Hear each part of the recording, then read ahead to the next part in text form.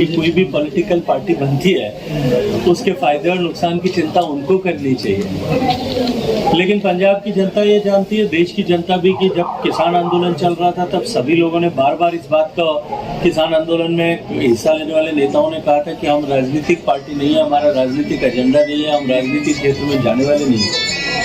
एकाएक उन्होंने U turn किया है। मुझे लगता है कि उसका फायदा और नुकसान का आकलन अब उनको करना चाहिए। सर, पंजाब में बेदबी के मामले लगातार हो रहे हैं, उसको लेकर क्या अभी, क्योंकि लगातार कल अकाल तख्त साहिब पे एक मीटिंग होती है जिसमें 5 तख्त साहिबान जो है वो वहाँ पर मीटिंग करते हैं। उनके द्वारा ये कहा गया है कि पंजाब सरकार से उन्हें कोई भी उम्मीद नहीं है जिस तरह से बेदबी की घटनाओं को अंजाम दिया जा रहा है, तो ऐसे में हमें ही अपने हाथ में जो है वो सुरक्षा लेनी होगी। देखिए, जहाँ तक पंजाब सरकार से नाउम्मीदी का प्रश्न है, मुझे लगता है कि केवल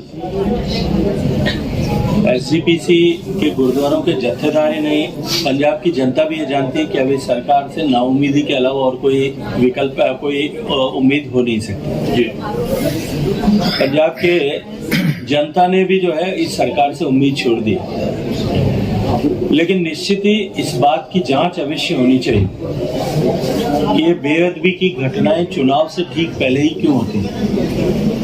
पहले भी चुनाव से पहले बेअदबी की घटनाएं हुई थी। पिछले चुनाव का भी स्मरण करिए, विभिन्न धर्म और संप्रदाय के मंदिरों में इस तरह से धार्मिक भावनाओं को आहत करने के प्रयास किए गए थे। कुछ लोगों की गिरफ्तारियां भी हुई थी। मुझे लगता है कि जांच करने वाली एजेंसीज को उसके परिप्रेक्ष्य में भी जांच करनी चाहिए और इसकी तह तक जाकर के कौन पंजाब के सामाजिक सौहार्द को बिगाड़ करके राजनीतिक लाभ को प्राप्त करने की कोशिश कर रहा है, उनको बेनकाब करना चाहिए। ये समय आ गया है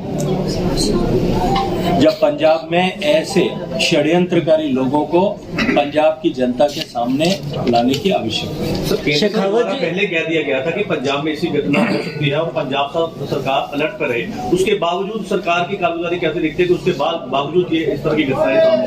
लुधियाना बम ब्लास्ट से लेकर के इससे पहले जो बेअदबी की घटनाएं हुई है, केंद्र सरकार ने, मिनिस्ट्री ऑफ होम अफेयर्स ने समय रहते एडवाइजरी भी इशू की थी, मीटिंग्स भी ऑर्गेनाइज की थी और बहुत पिन पॉइंटेड इंफॉर्मेशन दी थी जो आज मीडिया में सब जगह पर आ चुका है।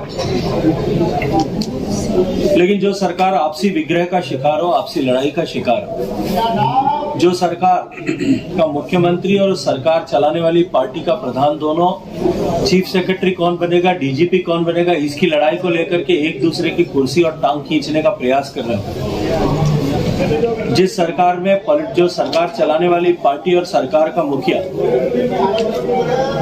दोनों एडवोकेट जनरल कौन बनेगा, इसकी लड़ाई लड़ रहे हैं।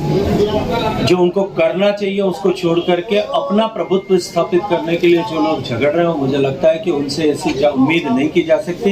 लेकिन अंततः सजा जो है वो पंजाब की जनता को भुगतनी पड़ रही है। सर, नवजोत सिंह सिद्धू के द्वारा एक बयान दिया गया था जिसमें कहा था कि कोई भी आता है और इंस्पेक्टर रैंक के ऑफिसर को जाके धमकाता है तो उसकी पैंट गीली हो जाती है। इसका विद्रोह जो है वो, मुझे लगता है कि बयान आपने ठीक से पढ़ा नहीं था। उन्होंने बयान ये दिया है कि MLA को इतना ताकतवर होना चाहिए कि जो आकर के अगर टांग जो है खड़ंजा मारे तो वो उसकी पैंट गीली हो जाए। देखिए, ये उनकी मानसिकता का परिचय है। एक तरफ वो बाजवा के गलवैया करते हैं, इमरान खान को जाकर के झप्पी मारते हैं, और दूसरी तरफ देश की सीमाओं की रक्षा के लिए काम करने वाले सैनिकों, अपनी जान की बाजी लगाने वाले जो है हमारे वीर सैनिकों, लॉ एंड ऑर्डर मेंटेन करने के लिए काम करने वाले हमारे पुलिस कर्मियों के लिए इस तरह की अभद्र भाषा और अपमानजनक टिप्पणी करते हैं। अपनी सिक्योरिटी छोड़ करके, जैसा उनको एक पुलिस के अधिकारी ने कहा है कि 4 दिन सड़क पर घूमना शुरू करें और उसके बाद में इस तरह की चर्चाएं करें, तो मुझे लगता है कि हकीकत उनको पता लग जाएगी। शेखावत जी, आजकल पंजाब में ये है कि आम आदमी पार्टी या दूसरे सब मुफ्त में बांटने के लिए घोषणाएं कर रहे हैं, तो हर चीज मुफ्त में दे रहे हैं, तो ऐसे कैसे चलेगा प्रदेश? आपकी बीजेपी क्या इसके आज पंजाब के हालात जिसकी जिम्मेदारी निश्चित रूप से जो दो परिवार पंजाब पर इतने वर्षों से शासन कर रहे हैं, चाहे दिल्ली में बैठा हुआ गांधी परिवार होगा या बादल परिवार होगा, ये 2 ही परिवार पिछले लंबे समय से पंजाब में शासन कर रहे हैं।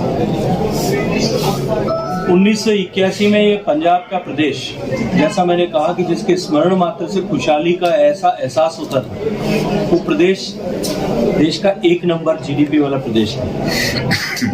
2001 में आते आते चौथे पायदान पर पहुंचा था। आज 2021 के अंत में जब हम बात कर रहे हैं तब 16वें पायदान पर है और लगातार फिसलता जा रहा है। जीडीपी ग्रोथ के दृष्टिकोण से अगर हम बात करें तो पंजाब प्रदेश देश की जीडीपी ग्रोथ का 1/3 ग्रोथ वाला प्रदेश है और देश में सबसे नीचे जीडीपी ग्रोथ वाला प्रदेश जो मणिपुर है उससे ठीक ऊपर है, लास्ट बट 1 पोजीशन पर। जिस पंजाब ने वो खुशहाली का दौर देखा है, उस पंजाब की ग्रॉस स्टेट रेवेन्यू का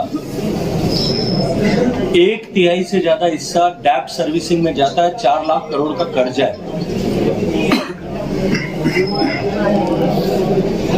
ऐसे असीम संभावनाओं वाले प्रदेश पंजाब को इस बदहाली के दौर में धकेलने के बाद में भी इस तरह के झूठे वादे करना, और आम आदमी पार्टी से तो जैसा मैंने कहा कि उन्होंने दिल्ली में जो वादे किए थे पहले उन वादों को पूरा कर लेते। मैं अभी चंडीगढ़ में हवाई जहाज से उतर करके चंडीगढ़ से जब कल आ रहा था तो मैंने देखा कि वहाँ एक बड़ा पोस्टर लगा था कि हम चंडीगढ़ को कचरे के ढेर से मुक्त कराएंगे। मैं आप सब पत्रकार मित्रों से कहूंगा एक दिन सड़क मार्ग से दिल्ली में जाइएगा, जहाँ दिल्ली में प्रवेश का जो है अपने बाएं हाथ की तरफ आपको कचरे के पहाड़ दिखाई देंगे। जो आदमी दिल्ली में नहीं कर पाए 7 साल के बाद में भी वहाँ पंजाब में आकर के झूठे सपने दिखा रहे। लेकिन आज सोशल मीडिया के इस युग में और आप सबके जैसे प्रिंट और इलेक्ट्रॉनिक मीडिया के जागरूक पत्रकारों के होते हुए भी अगर इस तरह की जो है वो झूठे वादे, खोखले सब्जबाग जो है वो जनता तक पहुंच पाते हैं और अगर उजागर नहीं करते तो मुझे लगता है कि आप पत्रकार मित्रों को भी उसके बारे में निश्चित रूप से एक बार अपने अंतर्मन में झांक करके भी देखना चाहिए कि हम यथार्थ को कहां तक जनता तक पहुंचाने के लिए जिसकी हमारी जिम्मेदारी हम प्रयास कर रहे हैं। सर बीजेपी का क्या एजेंडा होगा फिर तक पहुंची है? कैप्टन साहब की पार्टी पंजाब लोक कांग्रेस उसके साथ कहां तक बात पहुंची है, कब तक? देखिए माननीय गृह मंत्री जी, माननीय राष्ट्रीय अध्यक्ष जी और मैं और हमारे प्रदेश प्रधान हम सभी लोग ये बात कह चुके हैं कि हम साथ मिलकर के चुनाव लड़ने वाले हैं। पंजाब की सुरक्षा के, देश की सुरक्षा के, पंजाब में आंतरिक सुरक्षा के और भविष्य में एक खुशहाली और समृद्धि भरा पंजाब वापस बनाने के लिए, एक नया पंजाब भाजपा के साथ मिलकर के बनाने के लिए हम साथ मिलकर के चुनाव लड़ेंगे। मुझे लगता है कि उससे आगे की चीजें जितनी भी जिनके बारे में आप सोचते हैं, कल्पना करते हैं, वो सिर्फ गणित के आंकड़े मात्र हैं। जब मन में एक लक्ष्य एक हो और भाव पवित्र हो कि हम सबको मिलकर के साथ चलना है, तब ये आंकड़े और आंकड़ों की गणित जो है वो गौण हो जाती है। कोई सीट शेयरिंग का भी मैंने कहा ना, वो सब गौण हो जाती है चीजें। तो सर बीजेपी का एजेंडा क्या रहेगा इन चुनावों में? देखिए भारतीय जनता पार्टी का एजेंडा 2014 से जब माननीय नरेंद्र मोदी जी देश की सरकार में आए उसके बाद में विकास ही एकमात्र एजेंडा है। भारतीय जनता पार्टी की स्थापना के समय से और भारतीय जनता पार्टी की स्थापना से पहले जनसंघ के जमाने से भारतीय जनता पार्टी और जनसंघ का अल्टीमेट उद्देश्य तय है, उसका मार्ग भी तय है। पार्टी के संस्थापक दीनदयाल जी और श्यामा प्रसाद मुखर्जी जी ने लक्ष्य तय किया था कि हम भारत को दुनिया का सबसे जो है समृद्ध, शक्तिशाली, संपन्न राष्ट्र बनाएंगे और उसका मार्ग जो है वो गरीब के घर से जाता है, समाज में अंतिम पंक्ति में खड़े हुए व्यक्ति के जीवन में परिवर्तन लाने से जाता है, उसको खुशहाल और समृद्ध बनाने से जाता है। पिछले 7 साल में नरेंद्र मोदी जी की सरकार ने उसी पंथ पर चलते हुए उस उद्देश्य को प्राप्त करने के लिए देश को आगे बढ़ाया है और आज पूरा विश्व इस बात को स्वीकार करता है कि देश उस गति से उस दिशा में आगे बढ़ रहा है। माननीय प्रधानमंत्री जी ने बार बार यह कहा कि देश का कोई भी एक हिस्सा, चाहे वो पूर्वोत्तर भारत हो, चाहे दक्षिण भारत हो, चाहे पश्चिमी भारत हो, कोई भी एक हिस्सा विकास की इस दौड़ से अछूता न रहे, पीछे न रहे।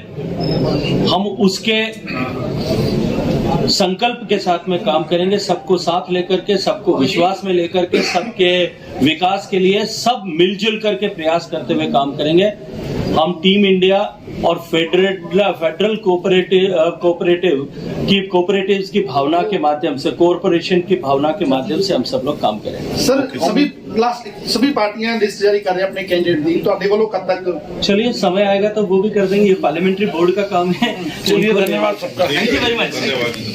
ਦੇਸ਼ ਦੁਨੀਆ ਦੀ ਹਰ ਵੱਡੀ ਖਬਰ ਨਾਲ ਜੁੜੇ ਰਹਿਣ ਲਈ ਸਾਡੇ YouTube ਚੈਨਲ ਨੂੰ ਸਬਸਕ੍ਰਾਈਬ ਕਰੋ। ਨਾਲ ਦੀ ਨਾਲ ਹਰ ਨਵੀਂ ਵੀਡੀਓ ਦੀ ਨੋਟੀਫਿਕੇਸ਼ਨ ਲਈ ਬੈਲ ਆਈਕਨ ਜ਼ਰੂਰ ਦਬਾਓ। ਜੇਕਰ ਤੁਸੀਂ ਇਹ ਵੀਡੀਓ Facebook ਤੇ ਦੇਖ ਰਹੇ ਹੋ ਤਾਂ ਇਸ ਨੂੰ ਲਾਈਕ ਜ਼ਰੂਰ ਕਰੋ और ज़्यादा ਤੋਂ ज़्यादा शेयर भी करो। धन्यवाद।